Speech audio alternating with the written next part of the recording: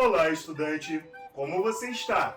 Tem tomado todos os cuidados para continuar se mantendo saudável, como, por exemplo, evitado aglomerações, usado máscara e passado álcool em gel? Espero que sim! E em relação às atividades escolares, está conseguindo acompanhá-las, realizá-las? Tomara! Sou o professor Léo Machado e antes de começar a nossa aula de hoje, vou me autodescrever. Sou preto, de pele parda, olhos castanhos, cabelos pretos, mais curtinhos na lateral e arrepiados para cima. Estou utilizando uma camisa amarela, óculos e calça jeans. Estou sentado em uma cadeira gamer. No meu fundo, eu tenho uma televisão com bom cenário e do meu lado, um computador. Esse sou eu e vamos à aula de hoje. Conto é um dos mais tradicionais gêneros literários e um dos mais lidos pelo público. Por geralmente ser curto, esse tipo de texto tem alcançado cada vez mais espaço na vida das pessoas, frente a um contexto social onde temos pouco tempo para dar conta de muitas obrigações. Sabendo disso, vamos aprender um pouco mais sobre um importante escritor e contista brasileiro? Se liga aí! Contista brasileiro Machado de Assis. Quem foi Machado de Assis? Machado de Assis é um assombro, não apenas porque imprimiu nas páginas de seus romances os modos da sociedade escravocrata brasileira e aspectos da alma humana, mas também porque menino pobre do Morro do Livramento, na região portuária do Rio de Janeiro, com a saúde frágil, tornou-se, além de jornalista, escritor reconhecido internacionalmente, traduzido para 16 línguas, entre elas árabe, dinamarquês e romeno. Joaquim Maria Machado de Assis nasceu em 1839. O pai era pintor de paredes e a mãe lavadeira. Aprendeu francês e latim. Em 1867, ingressou na carreira burocrática, a qual lhe deu estabilidade financeira. A carreira de escritor seguiu paralela à de burocrata, tendo escrito 10 livros de romance, 10 peças teatrais, 5 coletâneas de poemas e sonetos, mais de 600 crônicas e 205 contos. Em relação aos contos, assunto de nossa aula, reúne-se em 7 publicações: Contos Fluminenses, de 1870, Histórias da Meia-Noite, 1873, Papéis Avulsos, 1882, Histórias Sem Data, 1884, Várias Histórias, 1896, Páginas Recolhidas, 1899 e Relíquias de Casa Velha, 1906. Por ocasião da comemoração dos 100 anos do falecimento de Machado de Assis, em 1908, o Ministério da Educação montou um site disponibilizando a obra completa do escritor para download gratuito, que você precisa conferir nesse endereço aí. Vamos então conhecer um dos seus contos de título O Dicionário? Se liga aí! Era uma vez um tanoeiro, aquele que fabrica tonéis, barris, demagogo chamado Bernardino, o qual professava a opinião de que este mundo é um imenso tonel de marmelada e, em política, pediu o trono para a multidão. Com o fim de a pôr ali, pegou de um pau, concitou, enxugou os ânimos e deitou abaixo o rei. Mas, entrando no paço, vencedor e aclamado, viu que o trono só dava para uma pessoa, e cortou a dificuldade sentando-se em cima. Em mim, bradou ele, podeis ver a multidão coroada. Eu sou vós, vós sou eu.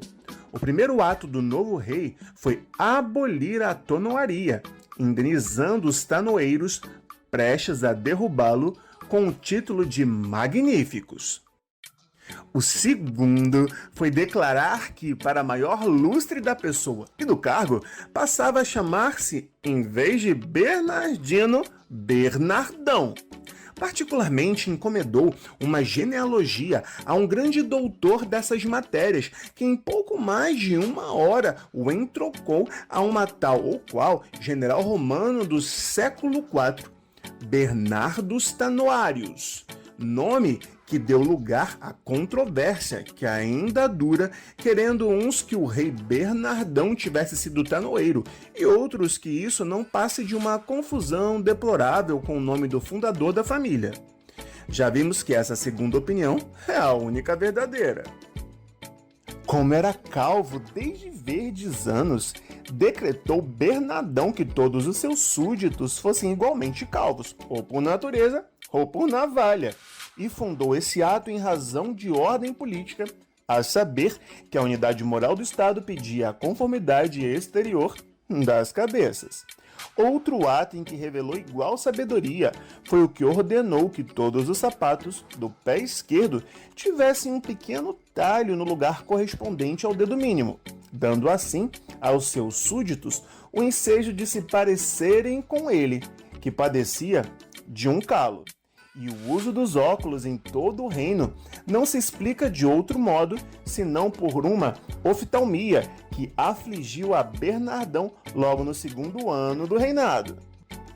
A doença levou-lhe um olho, e foi aqui que se revelou a vocação poética de Bernardão, porque tendo-lhe dito um dos seus 2 ministros, chamado Alfa, que a perda de um olho fazia igual a Hannibal, comparação que o lisonjeou muito, o 2º ministro, Ômega, deu um passo adiante e achou-o superior a Homero, que perdera ambos os olhos. Essa cortesia foi uma revelação, e como isto prende com o casamento, vamos ao casamento.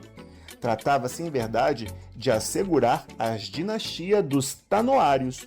Não faltavam noivas ao novo rei, mas nenhuma lhe agradou tanto quanto a moça estrelada, bela, rica e ilustre.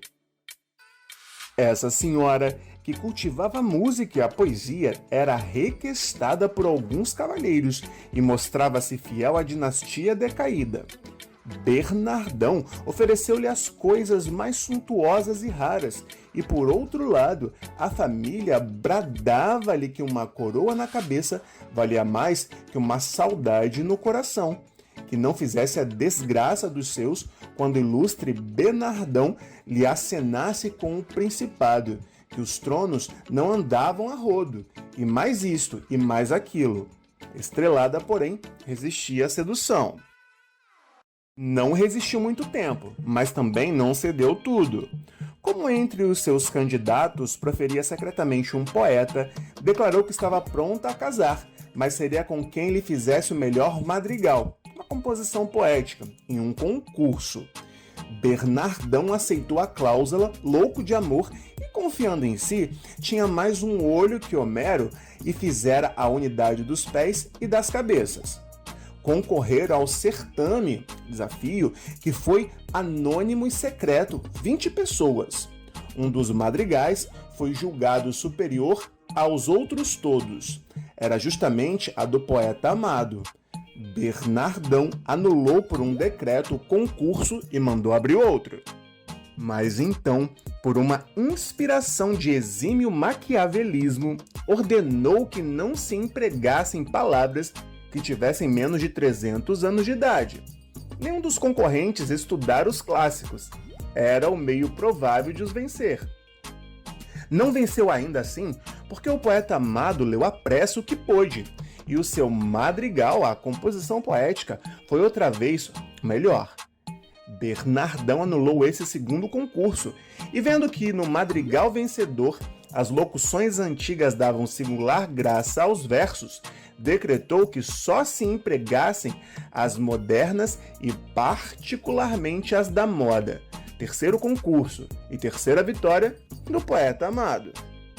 Bernardão, furioso, abriu-se com os 2 ministros pedindo-lhes um remédio pronto e enérgico, porque, se não ganhasse a mão de Estrelada, mandaria cortar 300.000 cabeças. Os 2, tendo consultado há algum tempo, voltaram com este conselho: nós, Alfa e Ômega, estamos designados pelos nossos nomes para as coisas que respeitem a linguagem.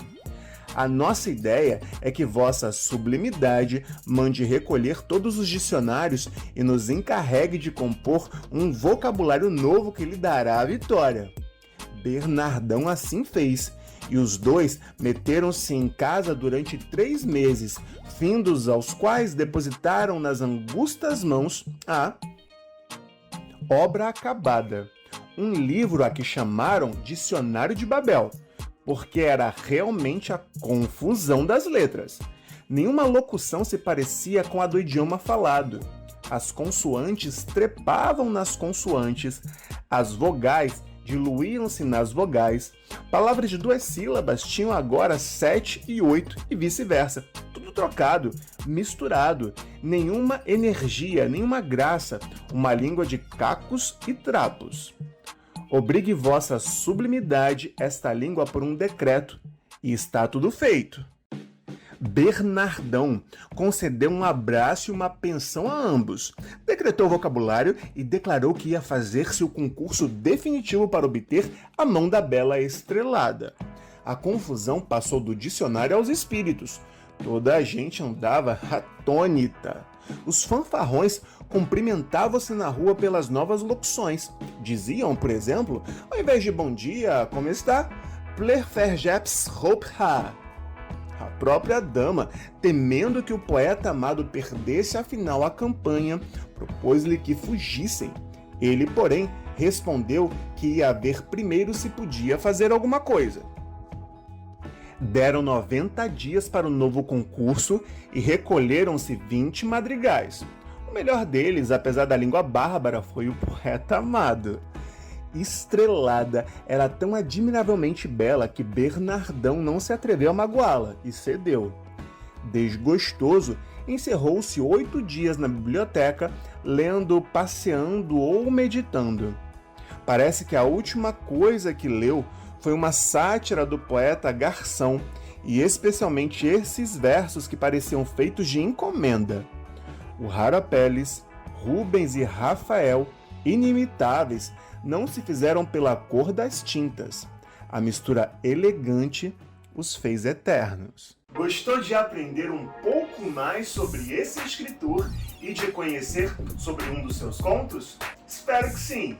No conto que acabamos de ler, podemos ver uma crítica de Machado à insensatez de governantes, à hierarquização da sociedade, à subordinação descabida e disputas amorosas. Machado de Assis também é conhecido pela sua ironia e pela sutileza das suas críticas à sociedade do seu tempo. O protagonista de O Dicionário acreditava poder mudar o rumo da sociedade em que vivia, baseado na subjetividade dos seus próprios valores e desejos, mesmo que descabidos e egoístas. O Dicionário é um dos seus mais de 200 contos que pode ser lido em poucos minutos por pessoas que se interessam por temas relacionados ao comportamento humano e sociedade. E olha que curioso, Machado de Assis era apelidado de o bruxo do Cosme Velho por sua facilidade de lidar com as palavras, tendo sido contista, dramaturgo, jornalista, cronista, poeta, novelista, romancista, crítico e ensaísta. Ufa, quanta coisa, não é mesmo? Ele foi o fundador, primeiro presidente e presidente perpétuo da Academia Brasileira de Letras. Ele foi uma grande personalidade negra brasileira com uma enorme maturidade intelectual. Bem, vamos chegando ao final da aula de hoje. Espero que você tenha gostado. Foi muito bom estar com você. Continue estudando e se protegendo. E não deixe de acessar a sala de leitura e o Rio Educopédia no aplicativo Rio Educa em Casa. Te aguardo na próxima aula. Grande abraço. Fui!